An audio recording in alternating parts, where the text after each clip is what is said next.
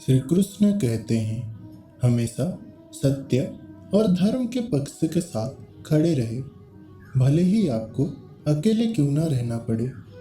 कई बार जिंदगी हमें ऐसे मोड़ पर ले आती है जहां चारों ओर हमें केवल निराशा ही नजर आती है।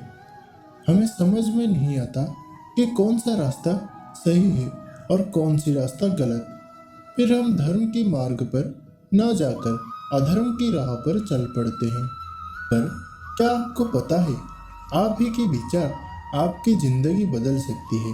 आपने कभी सोचा है कि आपके विचार ही वो माध्यम है जिस माध्यम से आप जीवन में जो पाना चाहते हैं वो पा सकते हैं। वो विचार ही है जो उस वस्तु का रूप ले सकती है जिसकी आपको तलब है। जब आप कुछ पाना चाहते हो और उसे अपने विचार के साथ जोड़ते हो, तब वो चीज आपके लक्ष्य बन जाती है। किसी भी चीज की शुरुआत विचारों से ही होती है। बिना विचार इस दुनिया में कोई काम नहीं होता, और अगर होता भी है तो उसका परिणाम निश्चित नहीं होता कि वह सही होगा या फिर गलत होगा। आप जब भी किसी काम की शुरुआत करते हैं तो आप विचारते हैं कि इस काम के किस योजना के साथ किया जाना चाहिए। अब जितना अच्छा आपके विचार होंगे उस काम को आप उतने ही अच्छे तरीके से कर पाएंगे। जीवन में कई बार आपको ऐसी आदतें लग जाते हैं जो बचपन से लेकर जवानी तक और जवानी से लेकर बुढ़ापे तक आपका साथ नहीं छोड़ते हैं। कई बार वो आदतें बहुत ही छोटी छोटी सी होती है, पर उन आदतों का आपके जीवन पर बहुत ज़्यादा असर पड़ता है।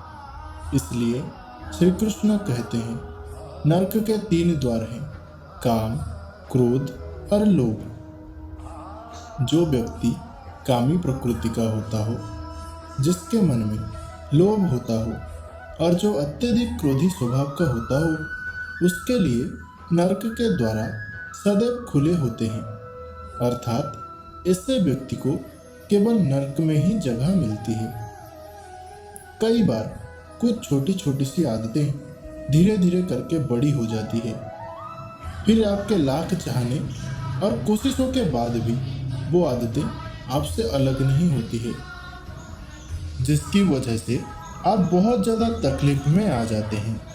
जीवन में आप सारे काम कीजिए, किसी भी काम को करने में कोई गलत बात नहीं, लेकिन जब आप अपनी सीमाएं लांघ देते हो, उस काम को बार बार करते हो, उसे अपनी आदत बना लेते हो, तो वो फिर गलत हो जाता है। वो काम काम ना रह के आपकी आदत बन जाती है, जिसकी आपको तलब लग जाती है और आप चाहकर भी उससे छुटकारा नहीं पा सकते हो। किसी भी काम को पहली बार आप यही सोच के करते हो कि एक बार ट्राई कर लूँगा, उसके बाद कभी नहीं करूँगा। दूसरी बार आप यह सोचते हो कि चलो एक और बार फिर से कर लेता हूँ, इसके बाद दोबारा कभी नहीं करूँगा। तीसरी और चौथी बार आपका कोई अपना आपके पास आता है और उस काम को करने के लिए मजबूर कर देता है, और आप उसे कर देते हैं, और फिर धीरे धीरे करके वह इतनी बार हो जाता है कि आपको उसकी आदत लग जाती है और आपको पता भी नहीं चलता। और जब आपको एक बार उसकी आदत लग गई, फिर आप उसको बिना किए रह नहीं पाते। अब चाहे वो झूठ बोलने की आदत हो, किसी को धोखा देने की आदत हो, शराब पीने की आदत हो या फिर सिगरेट पीने की, किसी भी प्रकार की आदत आपके जीवन के लिए बुरी है, गलत है। यह बात आपको बहुत अच्छे से पता है। आपका बहुत ज़्यादा नुकसान ही है, यह बात भी आपको अच्छे से पता है, लेकिन आप उससे ख़त्म नहीं कर पाते क्योंकि आपको आदत लग चुकी है। उदाहरण के तौर पर, जब आप नया नया स्कूल या कॉलेज जाते हो, तब आपके ऊपर माँ बाप के दिए हुए जिम्मेदारियों का बोझ, उनके दिए हुए संस्कार, आपके गुरुजनों की उम्मीद, आपके परिवारजनों का प्यार, ये सब लेके जाते हो। इस वजह से आप कोई भी बुरी चीज़ करने से संकोच करते हो। फिर 5-7 महीना गुजर जाता है, धीरे धीरे आपके दोस्तों की संख्या भी बढ़ जाती है और आप उन सभी जिम्मेदारियों से भूलने लगते हो। फिर आपको कोई दोस्त सिगरेट पीने को कहता है। शुरू शुरू में आप ना कर देते हो, फिर एक दिन आप सोचते हो चलो एक ट्राई कर लेता हूँ, दोबारा हाथ नहीं लगाऊंगा। फिर धीरे धीरे आप शौक के लिए पीना शुरू कर देते हो ताकि दोस्तों के आगे आप कूल लग सको। पर फिर यही चीज़ आपकी आदत बन जाती है। अब आप सिगरेट शौक के लिए नहीं पीते, अब आप इसलिए पीते हो क्योंकि अब ये आपकी ज़रूरत बन चुकी है। इसके बिना अब आप एक दिन भी नहीं रह सकते। आप सोचकर देखिए कि सिगरेट पीते पीते ये बोलने से कि यह मेरी लास्ट सिगरेट है, इसके बाद नहीं पीऊँगा, क्या किसी व्यक्ति ने आज तक सिगरेट छोड़ी है, शराब छोड़ी है या फिर कोई और बुरा काम छोड़ा है? नहीं छोड़ा है ना? तो फिर सोच कर देखिए कि आप ऐसे क्यों बोलते हैं कि आपके आदतें भी इस प्रकार से बोलने से या फिर थेरेपी करने से छूट सकती है? बिल्कुल नहीं। यदि वाकई में आप उन बुरी बातों को, उन बुरी आदतों को छोड़ना चाहते हो तो आपको आज, अभी और इसी वक्त से फैसला लेना होगा कि आज के बाद मैं उस चीज़ को, उस काम को कभी नहीं करूँगा। फिर और एक सवाल आता है कि क्या आप आपके ऊपर नियंत्रण रख सकते हो? यदि आपने आज अपने आप से वादा किया है तो क्या आज, कल, परसों, एक सप्ताह, एक महीना आप अपने ऊपर नियंत्रण कर पाए? अपने आप से पूछिए।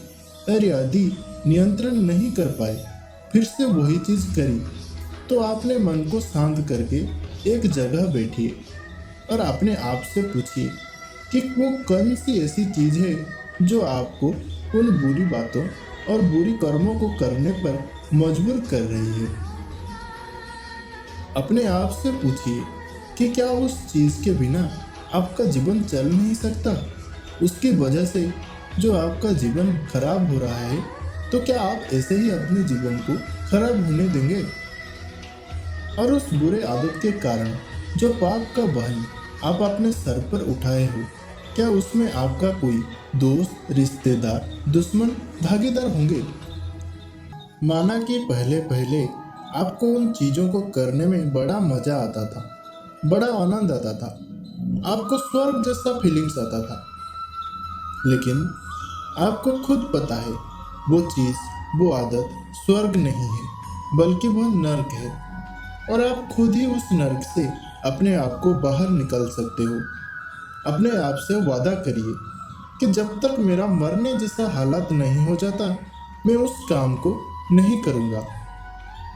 मुझे बहुत अच्छे से पता है कि जब आप किसी चीज़ को छोड़ने की कोशिश करते हो तो वही चीज़ बार बार आपके सामने आती है।